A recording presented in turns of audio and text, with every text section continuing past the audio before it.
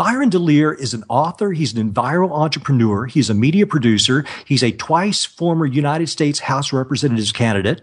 DeLear is a member of the Organization of American Historians, the North American Vexillological Association, NAVA, and Publications Committee of the Missouri Lodge of Research. His articles and interviews have appeared in many of the major news outlets, including NBC, Christian Science Monitor, and the LA Times.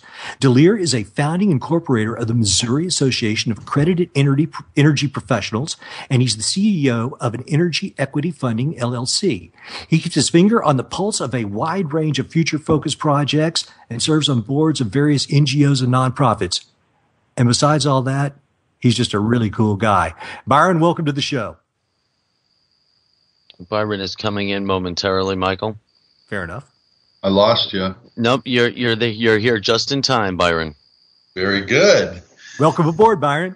Michael, thank you for your kind words. And I can remember appearing on Dark Matter in your office there. That was off of Sunset Boulevard. And sort of a glass-encrusted, polished steel office. Kind of postmodern. I've been a big fan. Your documentary hour that you did, America Declassified, the Marfa Lights. Thank you. That was one of the best episodes in America Declassified. And thanks for having me on. Well, man, it's my pleasure. And I don't know if you remember this, but the first time that I met you was actually in the farmer's market in Studio City. And I don't remember if you were speaking there that day but you said something, and my wife and I were walking by, and I'm like, you know what? I want to go talk to this guy. He's really interesting. and I came up to you, and I shook your hand, and we spoke for a moment, and it was just a very fortuitous event. I think that you came on my show shortly after that, but I don't know if you remember that day, but I do. I remember doing a little retail politics in the Studio City Farmers Market. That was a very great space, and you have all the organic farmers there, and the petting zoo where they're abusing animals in all sorts of sundry ways. And my family has been part of that. I mean, every time we'd go down there, the kids wanted to pet these goats that have been pet by 500 people that day. Poor goats. But we did that. So that was an interesting campaign. I was running against Howard Berman. That's who right. was a long-time Democrat in the U.S. House, and it was sort of my first entry into political fare. I was running as a Green in the Green Party. There's a slightly active Green Party on the coasts. There's not a lot of action for the Green Party here in the heartland. I live in St. Louis now. But my second race was against Todd Aiken, if you can believe it, the infamous Todd Legitimate Rape Aiken, and that was in St. Louis as a progressive Democrat, and that was quite an experience. We always knew that Todd was pretty crazy, and I even had Republicans come up to me and say, "Hey, I served with Todd in the House of Representatives in Jefferson City in Missouri, and he's nuts." So we always knew he could shoot himself in the foot at any moment. It just happened 4 years later when he was running against Claire McCaskill. Well, let me ask you about this, because when I talk to you, and I guess you would consider yourself a progressive Democrat, but I've said this on the show before. I have voted Republican. I've voted Democrat. I've voted Green. I've pretty much run the gamut, and I tend to vote for individuals over parties. And I think that I might be in the minority on that. I would vote for you in a heartbeat for whatever you're running for, because when I talk to you and I speak to you and I hear you talk about the subjects that you speak about, I don't hear you as anything other than just a person that I tend to agree with and like. Well, one of the topics that we're going to be exploring tonight is some of the motivations that drove our founding fathers for our country. And George Washington was rather famous for declaring his repugnant views about factionalization or parties. And political parties, I think, tend to really drive the discourse down. Agreed. there's this huge issue in our country. I mean, if to get into the politics a little bit, the gerrymandering issue is absolutely 100% un-American. And gerrymandering, essentially what it means is they try to corral all the Dems into districts, and they try to corral all the Republicans into districts, and it's collusion between the two parties to basically render more than 90% of the seats not competitive. So in essence, the parties control those seats, and it removes from the American people an opportunity to be heard. It removes an opportunity for new ideas to flourish in a decent capacity. And it's just, it's completely un-American. There is no argument that you can deploy to justify gerrymandering. None. And it's really an issue that I think a transpartisan group should get behind to render illegal, because it's anti-people, it's anti it eliminates any robust sense of discourse in our country. You see, and I thought gerrymandering became illegal over 100 years ago. I thought that was that long time ago when they were physically moving these lines. And I know they were even making political cartoons of these 100 years ago or so. Yeah, well, that's kind of where the term came from. The Elbridge Gerry was the guy's name. It was pronounced Gary, even though it was spelled Gerry. And the district that he had concocted, vaguely resembled a salamander, and so that's where the term gerrymander came from. But it still goes on, and it's people are becoming more aware of it. I mean, the information revolution has enabled inquisitive minds to penetrate into dark corners that haven't been exposed before, and certainly this show is part of that trend of not having a sense of control from corporate media. And that's the beauty of the internet. It's the new arsenal of democracy, so to speak. And I'm sure DARPA gamed out every scenario when they rolled out the internet to the populace of the planet.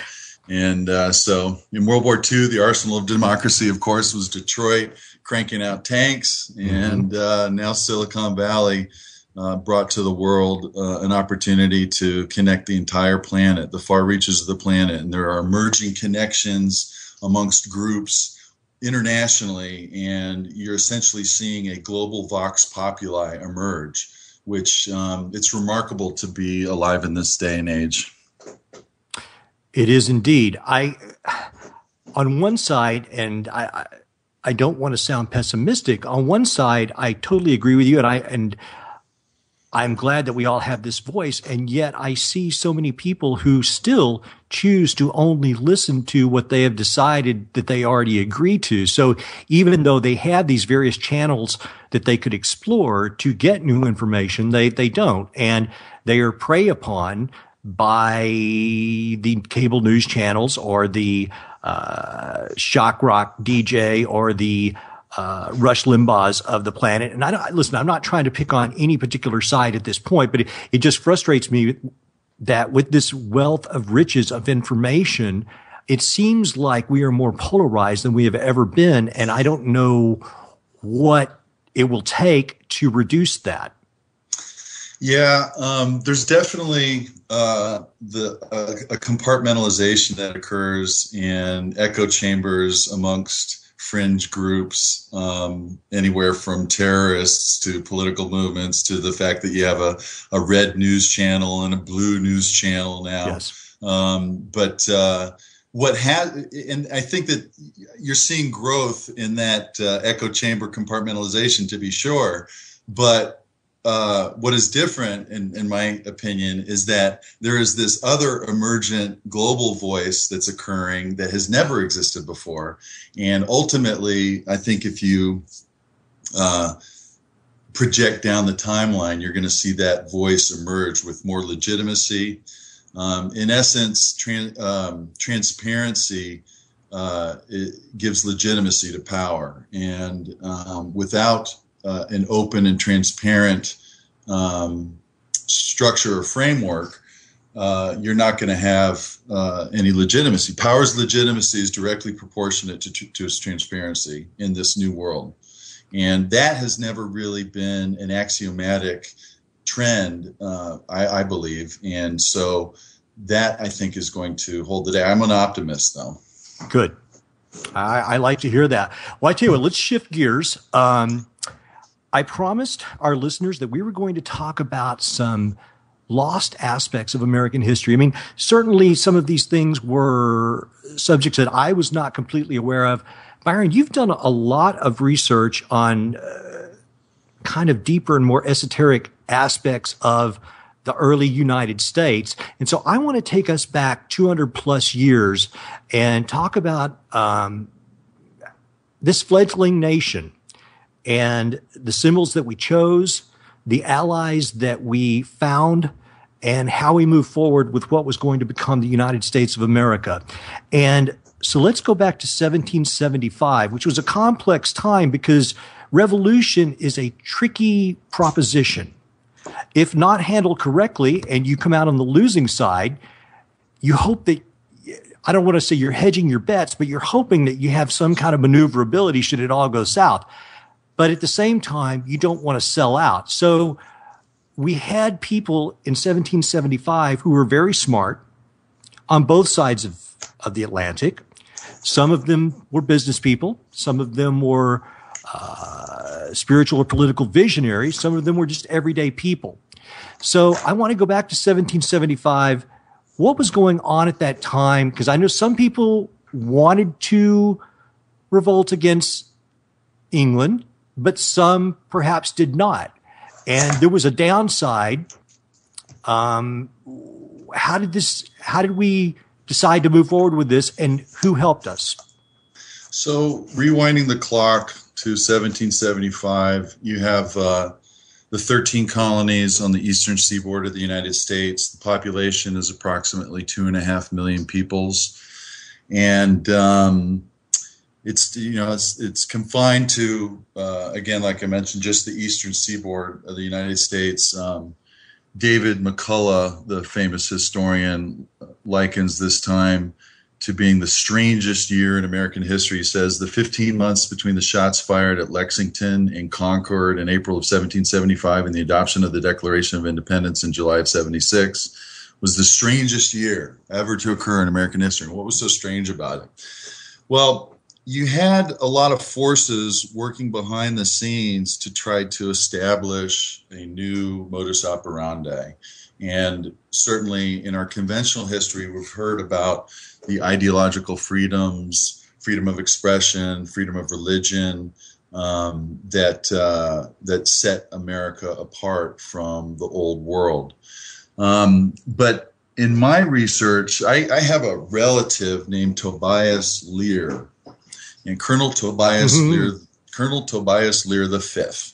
And this guy was the secretary to General Washington, George Washington, and during the presidency from 1784 until Washington's death in 1799. And Tobias Lear has the distinction of recording Washington's last words on his deathbed, which were "'Tis well." But I started to read a little bit about Tobias Lear. I'd heard that it was a family legend that, one of our relatives was adjutant to George Washington. And so maybe about 5 or 6 years ago, I started to do some cursory research. And I discovered this interesting factoid about Tobias, is that history kind of blames him for destroying a large quantity of Washington's personal correspondence and papers after he died. Right. And in fact, Tobias Lear was in possession of the Washington papers for a full year after he passed. And conspicuously, there are 12 missing letters from Joseph Reed, which was Washington's favorite military secretary, to George Washington in November and December of 1775. Now, the first shots that kicked off the revolution were Lexington and Concord. This is in April of 1775. The British were attempting to capture a bunch of gunpowder, and armaments. and a group of militiamen confronted them. Some shots were fired. The British continued their foray, and as they were returning on the long trek back to Boston, the Americans swarmed around the British and taking pot shots at them along the road. And this was an amazing act of war. There were hundreds of casualties amongst the Redcoats. Admiral Graves, who was the commander of the North American station for the British, he said after Lexington and Concord, we ought to act hostily and lay waste to the whole country. And so this was a real shocking event. And it was only superseded by the Battle of Bunker Hill a few months later, which saw the Americans building a fort overnight right next to the British fortifications. And here were these loosely banded together militias doing the most bold and courageous act you could conceive of in taking on the strongest military in the world. And they set up shop, essentially right next to the British fortifications, and they put off two full frontal assaults that the British engaged in, and then they ran out of gunpowder and bullets and succumbed on the third frontal assault. However, there were 1,000 casualties among the British, and it was the largest percentage of casualties in the entire Revolutionary War. And it really bloodied the nose of the British, and it set a tone that this is a real engagement. This is not a police action. This is a real conflict that was emerging. Washington, directed by Congress, emerges into Boston shortly after the Battle of Bunker Hill and takes command of the Continental Army and works tirelessly for 6 months or so rebuilding the Continental Army. And then here is the pivotal moment that is a lesser well-known event in the history of the United States. But through my research in looking at primary sources and making some actual significant historical discoveries, like the first documentary evidence of the phrase United States of America, which I discovered, and it was published by Christian Science Monitor on July 4th of last year, are related to this particular event. And here's what the event is. On New Year's Day, 1776, during the Siege of Boston, the Continental Army has the British surrounded in Boston. Washington ascends to the heights known as Prospect Hill, which is now located in a town of Somerville, and it overlooked the Boston Harbor and the road to Charleston. And he raises the first flag of America. And this flag is called the Grand Union flag. And the Grand Union flag is significant because it has 13 red and white stripes, just like our current flag. Mm-hmm. But where the stars were was a British Union Jack. So he raises this flag, and directly before this event occurred, the King's speech that was delivered to Parliament in October was delivered to the Continental Army. And in it, he condemns the rebellion. He calls the leaders of the rebellion traitorous and the Americans delusional in following them, and that they have designs for a, quote, independent empire, unquote, and that King George is interested in galvanizing his land and naval forces and seeking the assistance of foreign steel to crush the rebellion. And then Washington raises the Grand Union flag in compliment and as a commemoration to the establishment of the new army, the Army of 1776. This was essentially the downbeat of the Continental Army. This was the beginning of the Continental Army. And that in of itself isn't too remarkable. I mean, you have a flag, it's got 13 red and white stripes on it, it's got a British Union Jack. You know, of course, this is a transitional period. We're moving from being subjects of the king to a wholly independent enterprise. And so the flag on its face communicates a sense of that transition. However, not only is the history of why this flag was adopted completely lost, There is no primary source record that indicates why this flag was picked, this particular design. But beyond that, this exact flag is the corporate logo of the East India Company for over 150 years prior to its adoption as the first flag of America. Now, the British East India Company was founded in 1600. Queen Elizabeth gave it its charter. And this was one of the first transnational conglomerates, multinational conglomerates. Fast forward to today, multinational conglomerates are the predominant institution on the planet. Certainly. They wield the most power politically, and one could make the argument that the global lattice work connecting all the multinational conglomerates, have puppet strings that fall downward to the nation states below. And Byron, go ahead. Let me just ask you one question. The East India Company, now this flag, this would have been, I would think, an extremely familiar symbol to many Americans and English alike, correct? Or would it just be the people who are in the business of commerce or the more business-minded sort? Most likely, people in the know would have been aware of it. Okay. There isn't a lot of primary source documents that talk about this device, and certainly there was no secondary commentary that I've discovered or that anybody's discovered. Any vexillologist, vexillology being the study of flags, has discovered that has perhaps someone saying, "Hey, why are we flying that flag? Isn't that the East India Company flag?" You don't see any comments like that. Now, there have been some historians that make the argument that the East India Company flag and the Grand Union flag are not connected, that it was mere coincidence, that perhaps nobody knew about it in the colonies. However, there's evidence that there was this very important engraving that was done of the Philadelphia waterfront, in which hundreds and hundreds of copies were made, and this engraving was rather large. It was 6 feet by 3 feet, and it was featured in prominent places in the colonies to communicate the burgeoning commerce that was occurring in Philadelphia as it competes with Boston and New York. And in the foreground of this engraving is a British East India ship flying the 13 red and white stripes, flying the exact Grand Union. And so this places, in a historical sense, the Grand Union flag in the colonies at least 20 years before the Revolution, in a prominent place, in an iconographic representation. So that proves that that people were at least familiar with it.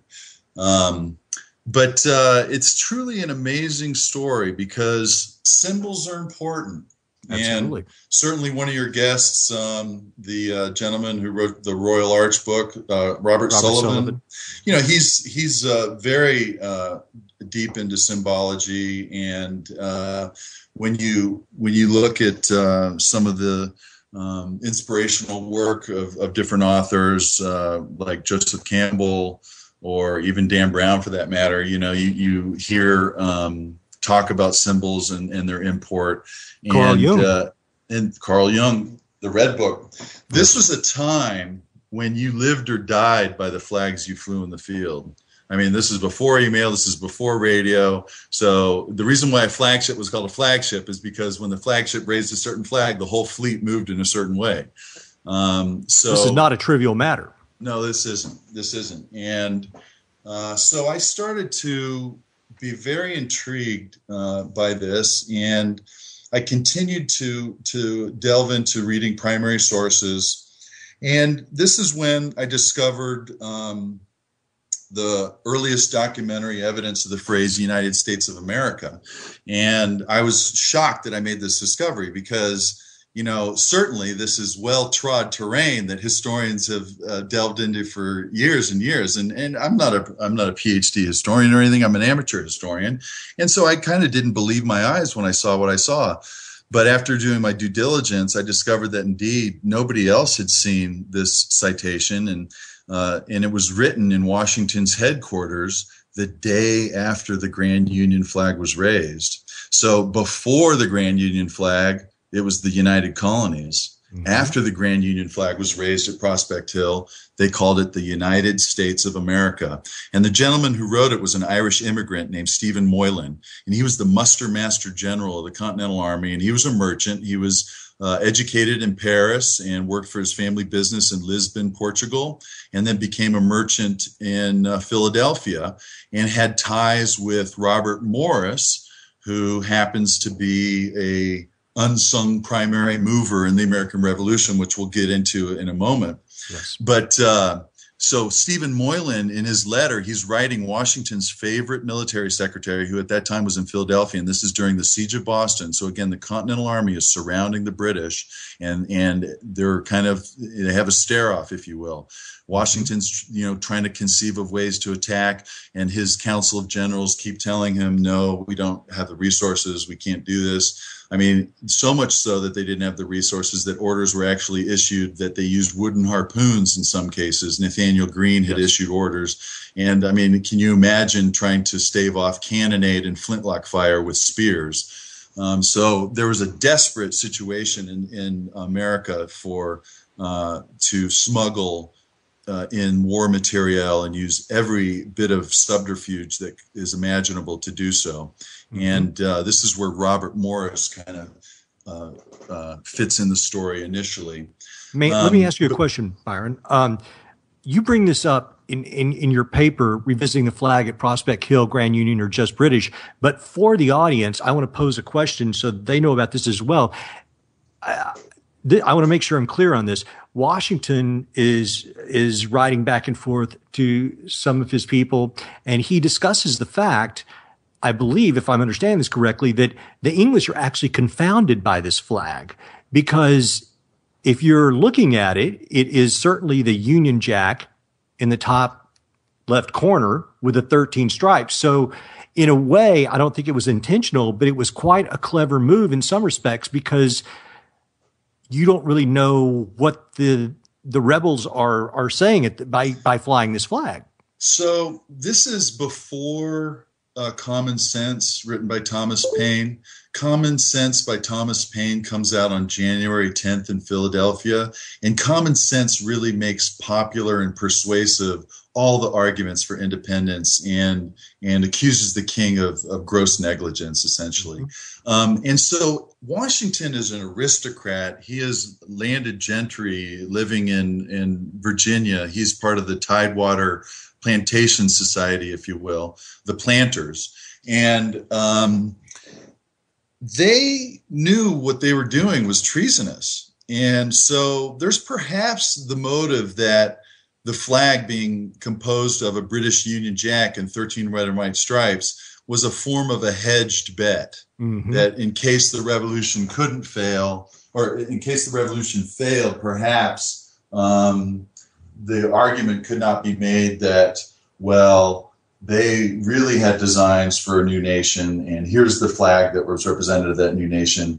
At this time, flags were emblematic for kings and the sovereigns that flew them. The idea of a national flag was kind of a new thing. It hadn't really congealed yet. And so if they did come up with a wholly new design and promiscuously flew it and announced it as such, it would be perceived as 100% treason and would not be politically cautious. A very brash move. But what had happened is the king's speech that condemned the rebellion was delivered to the Continental Army on New Year's Day. And businessmen from Boston came to the camp in Cambridge where the Continental Army was bivouacked and distributed copies of the speech. And the Continental Army heard the speech and they burned it. It was so inflammatory. But what happens then a few moments later is Washington conducts this ceremony on Prospect Hill where he raises the new flag of America in compliment to the United Colonies, or the United States of America. And he does this because the downbeat of the new army is on New Year's Day. Well, the British that were still freaked out about Bunker Hill, they're in Boston, and they see what was formerly on Prospect Hill on a 76-foot flagpole on the highest overground in Boston. And the 76-foot flagpole was captured from the HMS Chelsea in an engagement, a Royal Navy ship. And so this was a huge visible display. And what was on that pole before the Grand Union flag was a red flag. Mm-hmm. And red flags are commonly used for rebellion, duress, red alert. It's a common device that had been used since the time of Rome. And the British see a red flag then transition to a flag that has the Union Jack in it. And they think that the King's speech was so impressive to Washington and the Continental Army that the Continental Army is now going to surrender. And essentially, they are seeing what they want to see. There's scientific studies that, recent modern studies that indicate that people literally morph time and space to see what they want to see. It's akin to hallucinating an oasis while you're dying of thirst in the desert or something. And so these Boston soldiers were freezing. They didn't have any vegetables. I've read some of the diaries of some of the soldiers, and they were in dire circumstances. And they see this Union Jack fly, albeit there were 13 red and white stripes on it. They see a Union Jack fly, and they think, oh, well, I guess we're all one family after all, and we don't have to fight a war. But they were quickly, it was revealed that was not the case. And by March, a few months later, Washington mounted some canyons on Dorchester Heights and kicked the British out of Boston. And that really solidifies George Washington as being the walking embodiment of the American cause. He was the hero now. He had defeated the greatest army in the world. And Massachusetts is really where the spark of the revolution began. And he essentially kicks the British army, the King's troops, out of Boston. And then we're off onto a all-out war with Britain for a few years. Mm-hmm. But rewinding a little bit earlier than Prospect Hill, about 1 month earlier, this is when the Grand Union flag first debuts, and it's on the Continental Flagship Alfred in Philadelphia, and it's raised by John Paul Jones, who was a Freemason. And of course, Washington was a Freemason, and there's the Masons figure prominently in the foundation of our country. And indeed, a lot of the values that the Masons were carried, like freedom of religion, were ported right into our founding scripture. But the Alfred was a merchant ship called the Black Prince, and it was owned by a gentleman named Robert Morris. Now, Robert Morris is a name that probably many in the audience don't know. But Robert Morris's contribution to the foundation of our country is on par with James Madison, with Jefferson, with Adams, with Washington, with them all. And if you looked at a bullet list of his contributions, it's just remarkable that history has sort of overlooked him. In fact, the first modern biography of this gentleman was written by Charles Rapelye in 2010. And there's a reason why he was forgotten by history. But just to give you a little description of some of Robert Morris's contributions, he was only one of two men to sign all three founding scripture, the Declaration of Independence, the Articles of Confederation, and the U.S. Constitution. Morris was the original owner of the first two ships of the Continental Navy. He provided the wharves and staging area for the outfitting of the Continental Navy. He procured much of the war material and gunpowder and supplies for the war effort, and it was drawn on his own personal credit. Only he and Benjamin Franklin sat on both secret committees of Congress, which conducted all the foreign negotiations and supplies acquisition.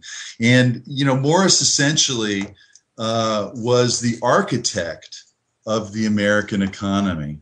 And there's really two pillars that America brought to the world in innovations, and one was the ideological freedoms, freedom of expression, et cetera, et cetera. And of course, 100 years later, we were still processing the racial issues of the Civil War. And it's a continuing, evolving experiment, to be sure. But the other pillar which America stood on was the free market, the ability to transact and to do business in a free way and not have a scabby sovereign with his thumb and getting a piece of the action of every transaction, almost subject to the capricious whims of the crown, if you will. Mm-hmm. And this was an important development. So Washington was hosted by Robert Morris during the Constitutional Convention. We often hear about the French involvement in securing victory in the American Revolution in the Battle of Yorktown. Well, Morris lent Washington 100,000 pounds sterling, which was worth $16 million at the time, to transport the Continental Army to Yorktown. So if the Continental Army wasn't in Yorktown, we wouldn't have won the war. The entire colonial economy collapsed at the end of the war, and Morris floated it entirely on his own personal credit in the form of Morris notes. And his biographer, Charles Rapelye, says that Robert Morris was a global capitalist at the dawn of global capitalism. And this goes back to the point I made earlier about multinational conglomerates now have emerged as the predominant institutions on the planet. And Morris was at the genesis of these trends. And it's fascinating because the Boston Tea Party involved British East India Company tea. Yes. And this was in 1773. This was 3 years before the Revolutionary War. And Morris, the tea ships that arrived in Philadelphia, Morris was the port warden in Philadelphia, and he talked the captain into returning to England with his cargo. And in Boston, of course, the Sons of Liberty and a bunch of Masons, they dressed up as Mohawk or Narragansett Indians and boarded the ships and dumped the tea in the harbor, and it was this huge inflammatory moment. But Morris, then, there's a letter that I discovered that was written by an attorney, I believe, in Philadelphia, and he writes to a director of the East India Company in England. And he says, there is no better friend to the East India Company than Willing Morris and Co., which is Morris's merchant company. And then directly thereafter, Morris then enters into business relationships with a guy named Sir Francis Baring. Now, Sir Francis Baring in England was the head of the Baring Bank, which became the oldest merchant bank in England. And Sir Francis Baring became a director of the East India Company and eventually its chairman. And so all these connections, and then there's another director of the East India Company that was in business with Benjamin Franklin for 10 years prior to the Revolution. Benjamin Franklin was in England as the colonial agent. So when you start to articulate these significant key business relationships between these American founders, you start to develop a lineal connection and certainly an expanded awareness of British East India Company interests within the American founders. And this kind of establishes that perhaps there is more to the fact that these two flags were identical than mere coincidence. Absolutely. The thing that interests me about this is so often in today's world, we look at these transnational companies as kind of the bad guys. And yet, in 200 plus years ago, we have them somewhat to thank for helping us launch our country. And it's only over time that things have gone a bit south. Without people like Robert Morris, who did pretty much finance the revolution, and people having vision about the potential grandness of what could be the United States and this largely undiscovered country that still remained, people had vision and they said, listen, let's do business with these people. And they did not want to be under rulership of a king. And people like Benjamin Franklin, who I believe was also a partner of Morris's. It's funny because I know that he was a bit astounded by the Boston Tea Party and was not thrilled by it, which I mean, we as school children are told a rather romantic tale about how the American Revolution occurred, and some of the information that we're given is a bit dumbed down, but it was a far more complex situation. And it's just amazing because I was not aware of Robert Morris. I was not aware of the fact that he owned these ships that were the first two of, I guess we had 5 ships initially. He owned both of those. And the wharfs were his. This is something that I was not even aware of until I read your paper a few months ago. Yeah, and the fact that this information and these connections are still out there, and that there's new history that's emerging, is just kind of exciting, because it's really the pedigree of our country, and I'm certainly not going to be someone that characterizes multinational conglomerates in a two-dimensional sense and vilifies and demonizes them. Multinational conglomerates are us, and they're an expression of human civilization. So oftentimes it's very easy to criticize banks and the way that banks operate. But before banks, you had loan sharks. Mm-hmm. And so it's a process. It's a process that's continuing to evolve. And, when you look at the power of the East India Company at the time, they were an independent force within the British Empire. And the red and white stripes that they flew were kind of like the merchant's flag. This was the flag of business. And Calvin Coolidge, famous aphorism, President Coolidge aphorism about America is the business of America is business. And certainly, if you subscribe to this lineal pedigree that I'm describing with these red and white stripes, going from this relatively independent economic force within the British Empire, and then it gets transferred to a wholly independent force separate from the British Empire that became the most wealthy and prodigious nation on the planet currently. The connection starts to make a lot more sense. And I think if I hadn't done the research into the corporation and corporate personhood and these kind of things as a progressive political motivation, I wouldn't have really seen these connections. But the red and white stripes of the British East India Company are perhaps derived from this other amazing little historical nugget, and that's called the Hanseatic League. Mm-hmm. And the Hanseatic League was a group of city-states in Northern Europe that for hundreds of years dominated European trade.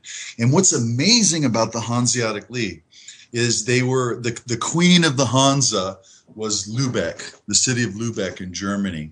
And all the Hanseatic League was founded commensurate to the Magna Carta.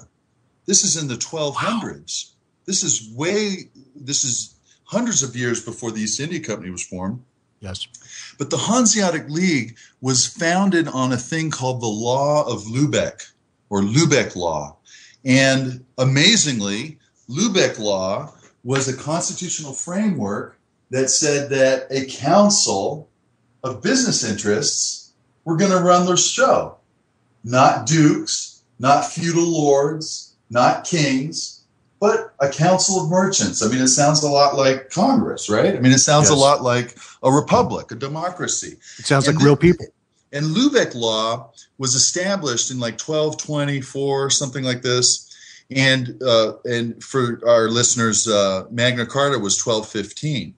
Now, in about 1500, the city of Lubeck made the most powerful warship on the seas, and it was called the Adler von Lubeck, or the Eagle of Lubeck.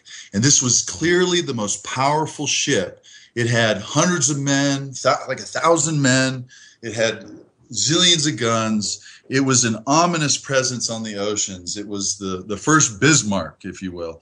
And this was the most powerful warship in 1565.